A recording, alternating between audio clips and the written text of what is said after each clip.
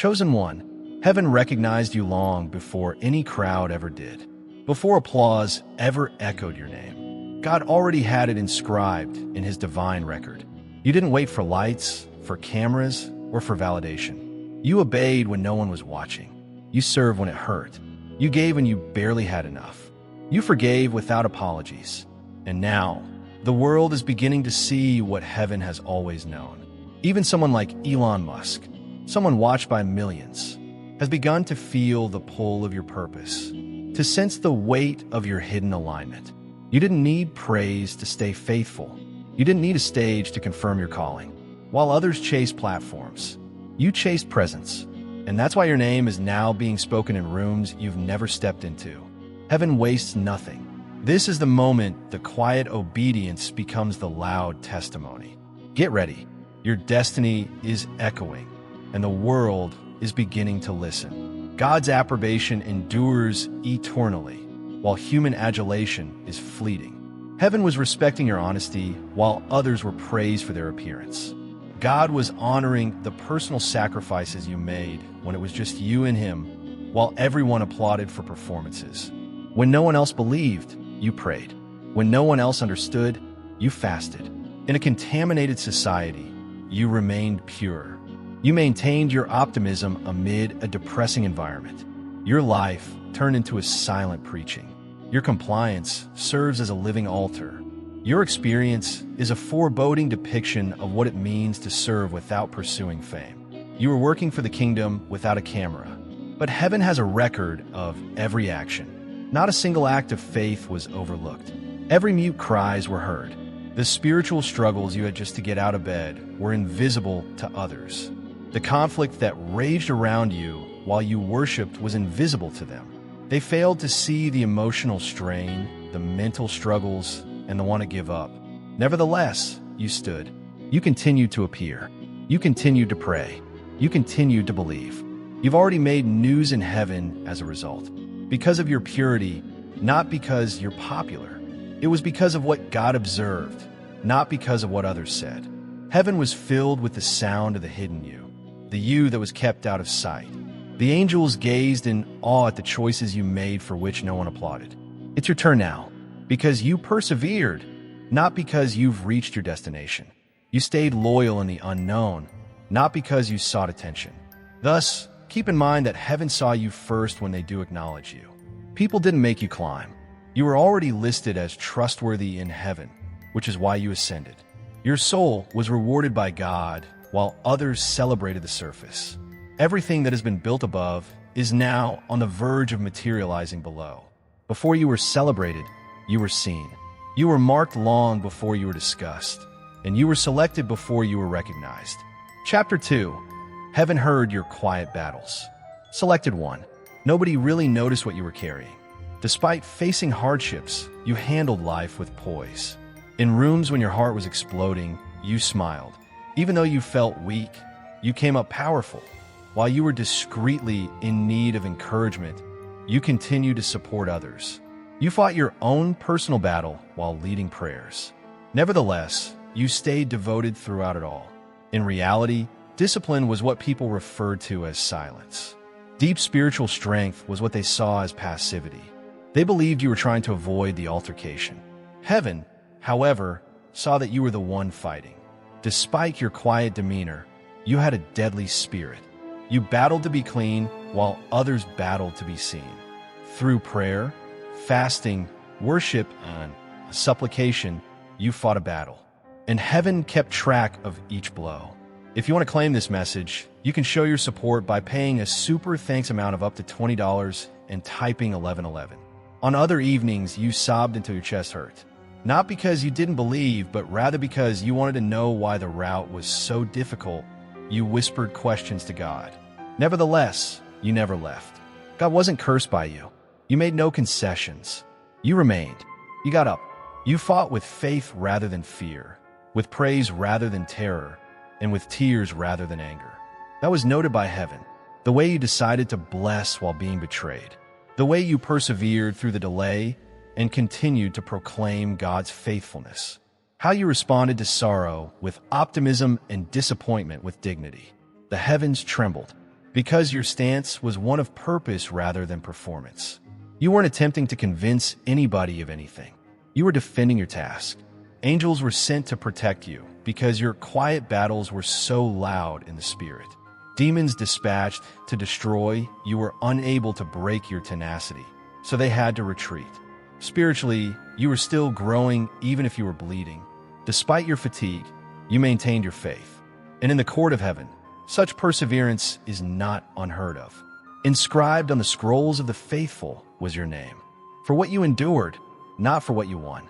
The reason you remained was not because you yelled, not because you triumphed in public, but rather because you triumphed in private.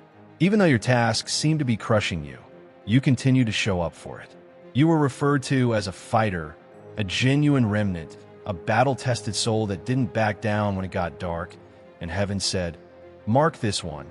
You proved that faith is enduring and not noisy." Your every tear turned into a prophecy. A headline in heaven was written in your honor each time you persisted. When pressure mounted, you remained upright. You didn't compromise your morals for ease. You didn't give up on your goal when it seemed illogical. You engaged in covert wrestling. Heaven is going to openly reward you today. You are now making your declaration based on what you went through in quiet. What you conquered without praise is now leading to miraculous opportunities. You were never invisible. We never forgot you. You were just being made of fire. The same fire that attempted to devour you is now poised to fuel your ascent. Because your war was never considered insignificant in heaven. Sermons were not as loud as your quiet struggle. Your triumph will now be heard more clearly than your suffering ever could. You became into more than just a believer. Heaven already knows your name, and you turned into a weapon. Chapter 3. You responded yes to maybe responses from others. Selected 1. You didn't say yes lightly. It was neither informal nor practical.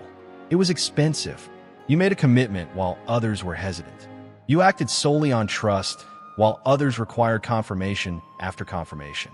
Your yes was a line drawn in the spirit, a proclamation that you were available for divine purpose, no matter the cost.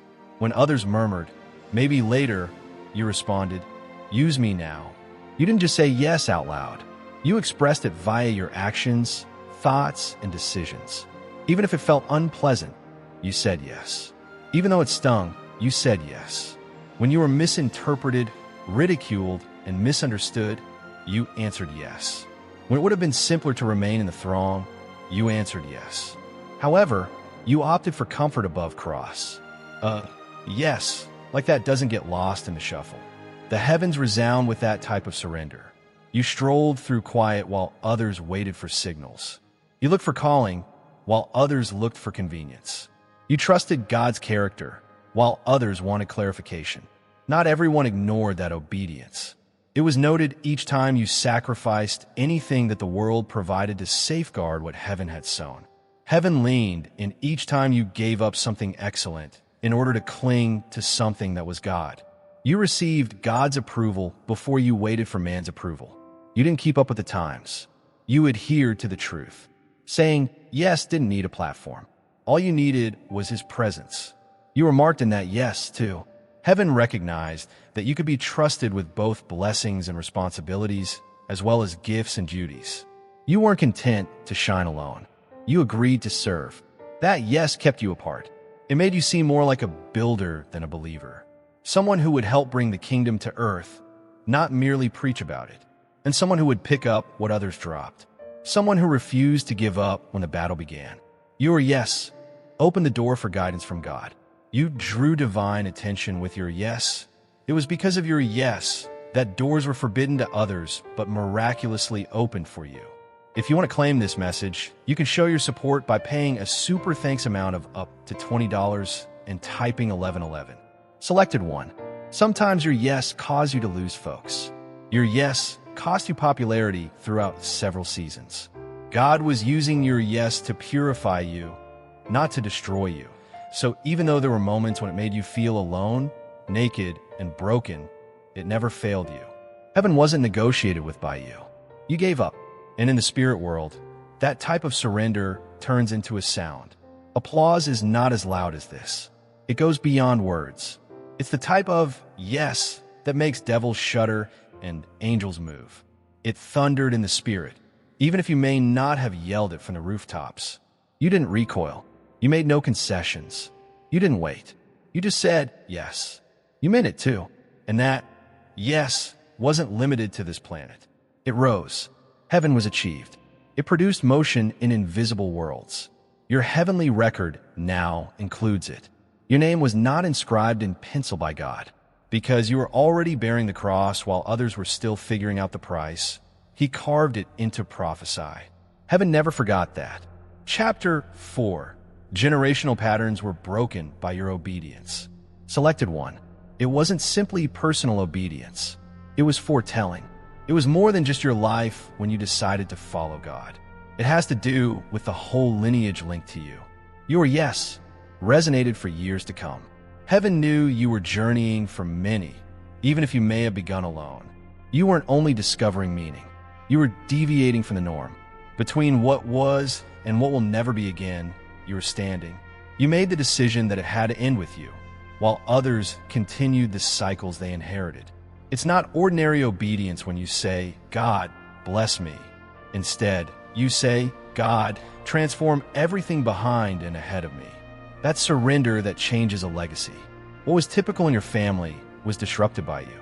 Addiction, fear, poverty, dysfunction, control, confusion, quiet, and spiritual darkness were all broken by you.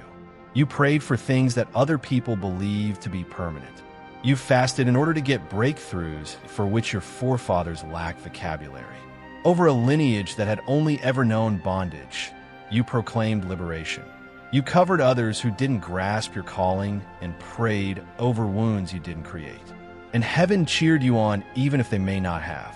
Heaven documented each time you disengaged from generational conduct as a win. God replied, this is the one who would rewrite the story, the one who would shift the inheritance, the one who would end what was passed down and begin what was destined. When you chose boundaries over brokenness, healing over bitterness, and restraint over retribution. If you want to claim this message, you can show your support by paying a super thanks amount of up to $20 and typing 1111. You are the generation that God has chosen to enter, chosen one. The portal for divine reversal was you, and the secret was your obedience. Things you didn't start were broken by you. For those who didn't even express gratitude, you filled the void. You haven't folded yet. Even when it was lonely, you continued to obey. Even though it was painful and the pressure caused you to doubt everything. The invisible universe trembles at such obedience. It draws attention to heaven. Angels are called into position because generations rise with you when you do. Your children will be blessed in public by what you conquered in secret. The next branch of your family tree will never see what you've faced in spirit. The seeds have been sown, but you may not yet see the finished product. It has broken the curse. The change has already started, and it's recorded in heaven. The instant you put justice ahead of bitterness, headlines were created. God said it started again through you the instant you claimed it ended with me. You are a spiritual pioneer, a heritage restorer, a curse breaker, and a cycle buster. The conflict has been so fierce because of this. For the adversary wasn't only attempting to halt you, he was attempting to maintain your family's bondage. However, he was unsuccessful. You didn't fold. You didn't return. Comfort was not your choice. You decided to call. And now, others who are associated with your name will experience health, prosperity, serenity, and purpose as a result of the same obedience that cost you connections, comfort, and familiarity. You remained still when everything said move in Chapter 5. Selected 1. You weren't weak by remaining still. It was sagacity. You refused while everything around you urged you to hurry. You made the decision to stand still in God's presence while others pushed you to do something. You resisted the need to be pushed out of alignment by your own emotions. Furthermore, that position wasn't passive. It had strength, because being still is a brave act of faith in a society that is addicted to speed and pressure. It was possible for you to break through doors. You may have created the illusion of movement by manipulating circumstances. To claim that you were making progress, you may have been content with less. However, you didn't. You believed that you wouldn't have to work for what God had for you. Even if it seemed to be delayed, you still thought the promise was genuine. Instead of panicking, you opted for stance. You rejected pressure in favor of patience. There were times when it seemed like you were falling behind and that everyone else was succeeding while you were left behind. You have people moving, growing, constructing, and launching all around you. However, you had the impression that you were seated in the same place. You now realize that God wasn't ignoring you, something you didn't know back then. He was shielding you from harm. He was keeping you in place, guarding your destiny, and preserving your mission. Your time wasn't yet prepared to bear the burden of your mantle, not because you weren't prepared to go. In heaven, that silence garnered media attention. The angels saw the struggle that led to your choice to hold off. Because waiting when you might act is a sign of great maturity, the Spirit praised your restraint. Heaven cheered your silent surrender, while others cheered your swift movements. You didn't rely on your own knowledge. What was popular wasn't what you did. Heaven recorded the fact that you followed the cloud. Your refusal to make concessions, your constancy throughout the chaos, and your discipline during the wait were not overlooked. Even when your soul cried out in desperation, "Let's go," you always answered, "Not yet, Lord," displaying a faith that trembles the spirit world. You didn't go after opportunities. You bided your time for magnificent ones. You didn't act impulsively. You followed instructions, and your chronology could never have created the prize that awaits that obedience. Because you won't be able to control what's about to happen. It's something you've grown into. God is going to reward your discipline with divine acceleration, your patience with advancement, and your stillness with movement. It's not hustling that has brought you to this next phase of your life. It's humility's harvest. There is no delay in the blessing. It's coming to light. And because of your obedience, it's approaching swiftly. You did not go before God. You didn't cut corners. Counterfeit copies of the pledge were rejected by you. Even though your whole being wanted to flee, you remained still. Heaven is more than just applauding your actions. You waited in the dark until he spoke. Now, chosen one. It's paying respect to something you didn't do. You made no concessions. You refused to compromise. You remained calm. You had faith. You persevered. Knowing that the stillness wasn't rejection, you took comfort in it. It served as defense. The moment has arrived. Catching up with the objective is the moment. It's coming to the surface, the thing that God spoke to you ages ago. You won't miss it. It won't miss you either. People won't comprehend how everything occurred so quickly since they didn't witness how long you remained still and private. Your elevation is due to the fact that you created space and waited to be called forward, not because you pushed your way in or made noise.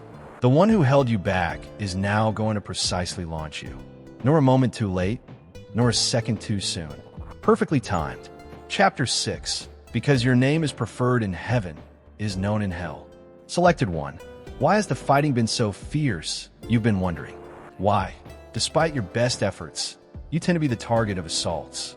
Why something attempts to take your breath away every time you get moving? You're not weak. That's the solution. It is as a result of your marking. You have an endless burden. Your life has a heavenly stamp on it. Hell is aware of it. You were raised in combat, not due to your shortcomings, but due to your strengths, and not due to your shortcomings, but due to your prospects. Before you even comprehended the task, the opponent noticed the oil. Because of this, the assault started before you even realized what your calling was. As soon as heaven murmured your name, hell became aware of you.